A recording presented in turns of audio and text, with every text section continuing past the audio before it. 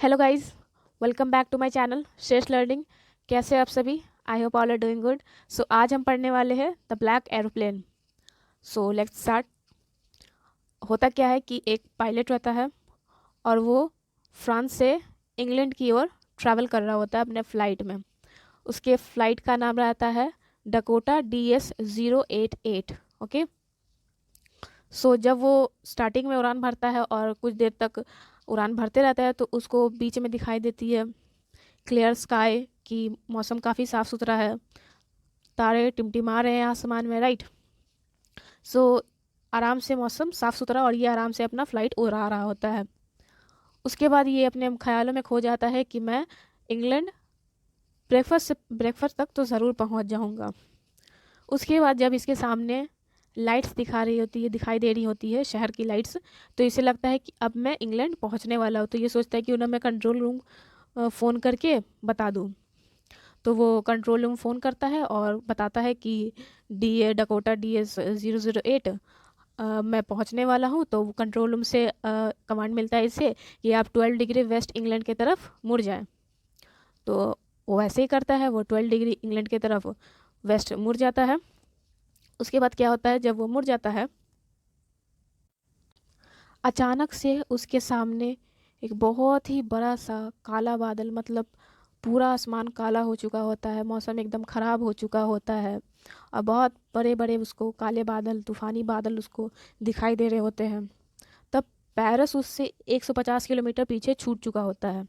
अब वो बहुत घबरा जाता है, उसको बहुत टेंशन होने लगती है और वो अपना फ्यूल टैंक भी चेक करता है। फ्यूल टैंक में उतना फ्यूल नहीं था कि वो कर्वेशियस मोशन लेके या फिर क्लाउड के नीचे से या क्लाउड के ऊपर से, क्लाउड के साइड से वो ऐसे करके आगे बढ़ जाए। उतना फ्यूल उसके पास नहीं होता है। अब वो बहुत ही टेंशन में आ जाता है कि अब मैं क्या करूँ। वो अपना कंपास चेक करता है तो compass round round round round गोल गोल घूमने लगता है, मतलब कंपास ख़राब हो चुका होता है। फिर वो अपना रेडियो चेक करता है, पता चला रेडियो भी ख़राब हो चुकी है। देन वो काफ़ी डर जाता है, काफ़ी घबरा जाता है। अब वो सोचता है कि अब मैं क्या करूँ। फिर अचानक से उसके नज़दीक सामने से एक ब्लैक कलर की एरोप्लेन आ रही होती है। अब पिक्चर में देख पा रहे होंगे, ये वो एरोप्लेन है जो उसके सामने से आ रही होती है। फिर उसने देखा कि उसके अंदर भी एक पायलट बैठा हुआ है, राइट, और वो उधर से वेव कर रहा है इसको और इशारा कर रहा है कि कम ऑन फॉलो मी, मैं तुम्हें गाइड करता हूँ। तो ये एकदम आज्ञाकारी बच्चे की तरह उसके पीछे पीछे चल पड़ा और उस जो फ्लाइट उसको दिखी थी, जो एरोप्लेन उसको दिखी थी उस तूफान में, उसमें लाइट्स नहीं लगे हुए थे। तो ये एकदम उसको पीछे पीछे फॉलो करने लगा।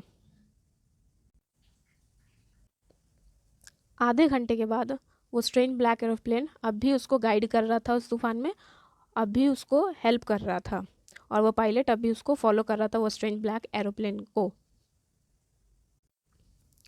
और इस पायलट के फ्लाइट में, मतलब डकोटा DS-088 में, सिर्फ इतना सा फील बचा था कि वो 5 से 10 मिनट तक एरोप्लेन को फ्लाई कर सकता है, राइट। उसके बाद होता क्या है कि अचानक से वो चलते चलते उस तूफान भरे बादलों से बाहर निकल जाता है। बाहर निकल जाता है तो वो देखता है कि एयरपोर्ट का जो रनवे होता है, तो उस टाइप का उसको कुछ नज़र आ रहा होता है और दो लाइट्स किनारे किनारे उसको नज़र आ रही होती है।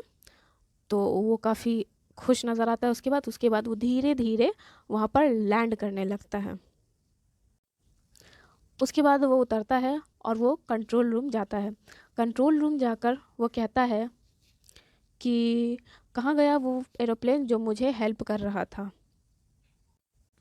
और उसने पूछा कि मैं कहाँ पे हूँ और वो पायलट कहाँ है जो मुझे हेल्प कर रहा था, मुझे उसे शुक्रिया धन्यवाद कहना, थैंक यू बोलना है।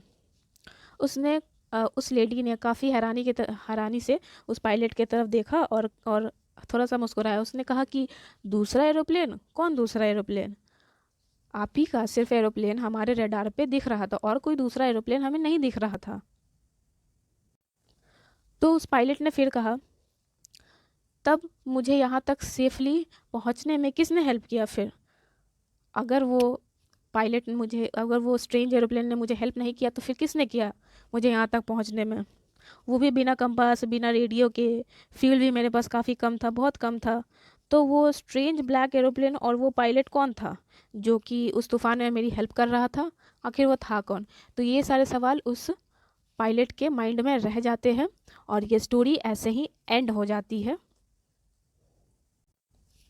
तो काफ़ी छोटी स्टोरी थी और आई होप आप लोगों को पसंद आई हो। अगर आप लोगों को पसंद आई हो तो प्लीज़ मेरे वीडियो को लाइक करना एंड सब्सक्राइब कर देना।